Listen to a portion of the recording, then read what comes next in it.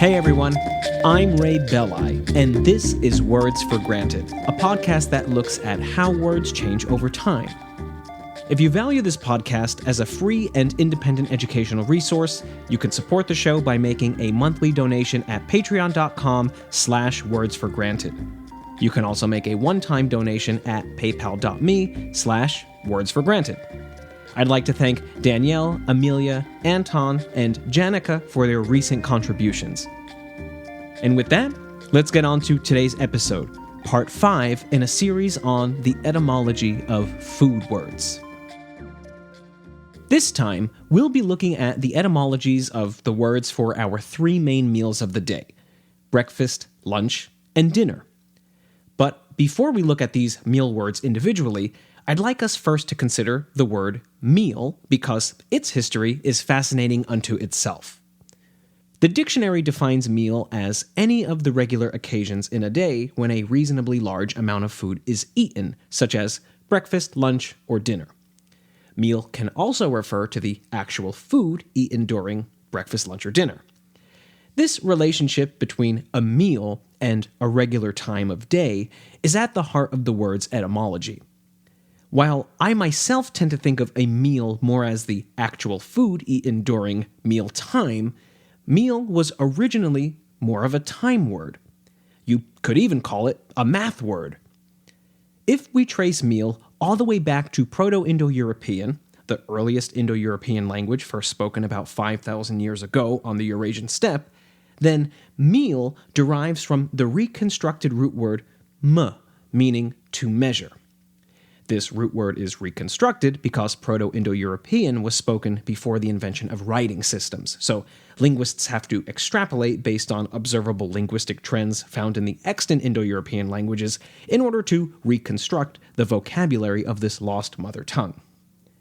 Anyway, the Proto-Indo-European word has produced many derivatives across its daughter languages, including many measurement words in modern English, such as measure, meter, metric, dimension, parameter, perimeter, geometry, symmetry, and metronome, among many others.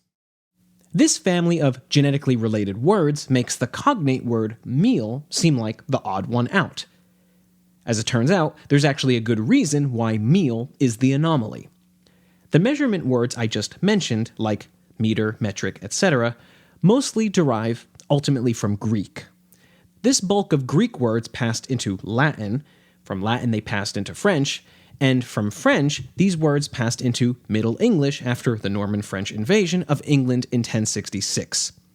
Some of these measurement words were also borrowed into early modern English directly from Latin and Greek. Meal, on the other hand, is an Old English word, an Anglo-Saxon word.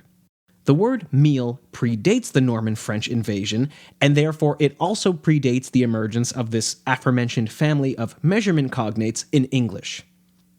Old English was a purely Germanic language, which means that meal comes from a different language family altogether and has a unique linguistic history that's distinct from its other Greek and Latin-derived cognates.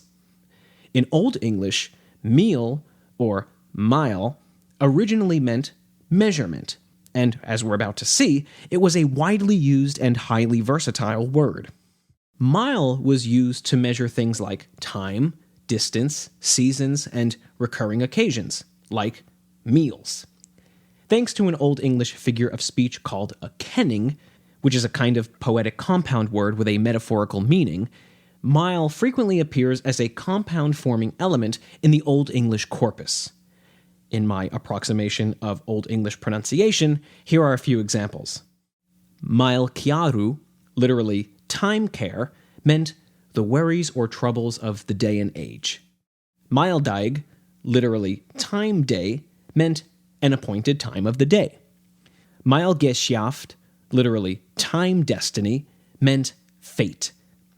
Jahrmilum was a word that meant year by year, and Stückemilum meant bit by bit.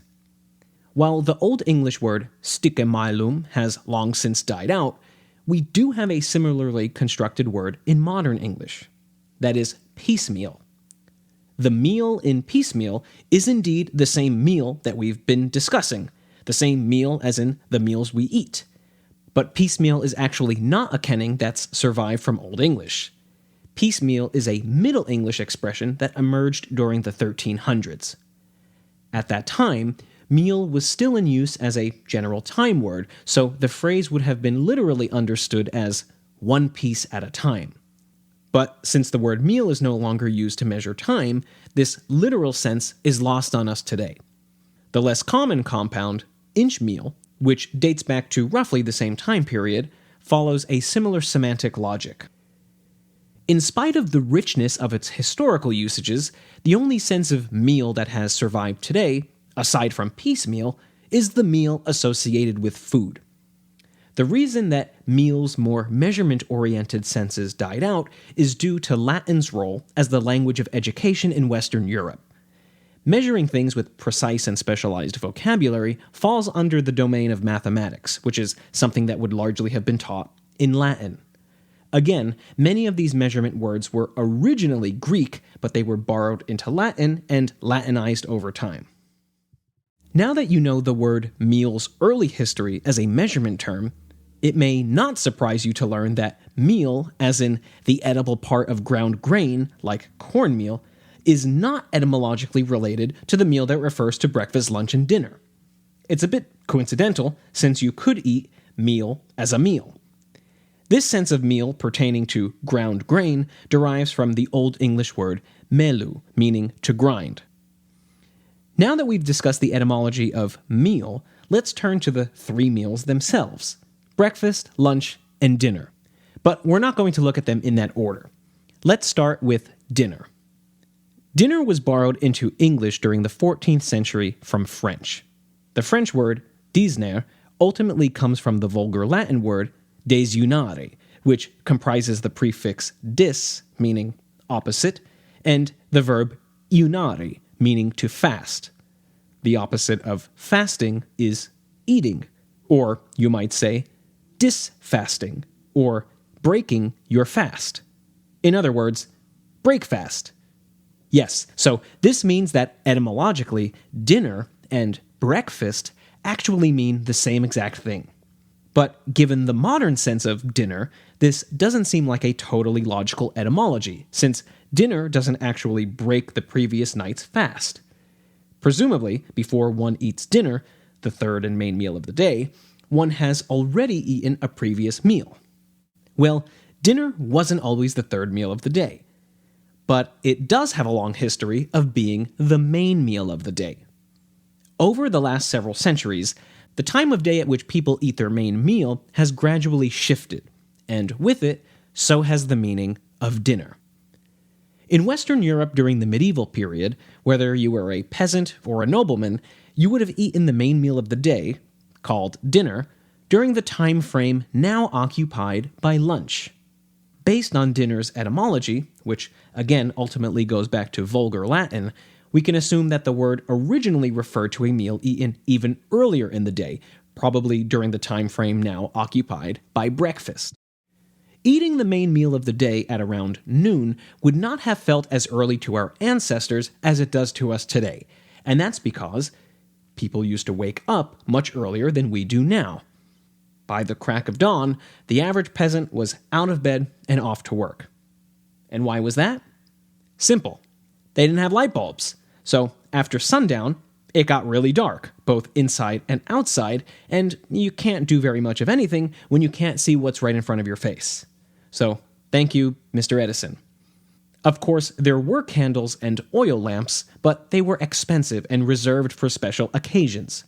Even the aristocracy, who perhaps could have afforded to burn candles and lamps more regularly, lived by this earlier to rise, earlier to sleep schedule because it kept the rhythm of their days aligned with their non-aristocratic countrymen. All of this is to say that by the early afternoon, the average person would have been awake and active for around 8 hours, which is a perfectly reasonable amount of time to pass between waking up and eating the main meal of the day. The gradual trend of having dinner later in the day began in the 1700s. It moved from 12 or 1 p.m. to 2 or 3 p.m. The invention of the light bulb in the 1870s, coupled with new work habits that evolved out of the Industrial Revolution, pushed dinner even later to 5 o'clock. During the 20th century, dinner got pushed later yet again as commuting became a more common part of workers' daily routine. Before dinner was borrowed into English from French, the Old English word for the main meal of the day was middagtheinug.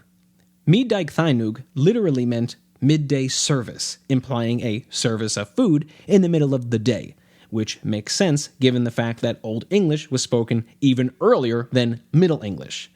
No light bulbs, no long commutes to work, etc. With dinner happening at lunchtime during the medieval period, did this mean that our forebears only ate twice a day? Not necessarily. If you could afford it, you'd probably eat another meal during the evening known as supper, a word that derives from the French souper and is cognate with soup. Even though in modern standard English the three main meals of the day are breakfast, lunch, and dinner, in that order, the word supper technically still exists, and its meaning varies depending on who you talk to. In its traditional sense, supper was a light evening meal, often consisting of leftovers from the early afternoon dinner. The biblical term, the Last Supper, for Jesus' last meal with his disciples, dates back to the 14th century, and it reflects this sense of a light evening meal. The Last Supper is distinctly not a buffet, but a sharing of some bread and wine. As the culturally standard time to have dinner shifted to later in the day, beginning in the 1700s, the meaning of supper began to fracture.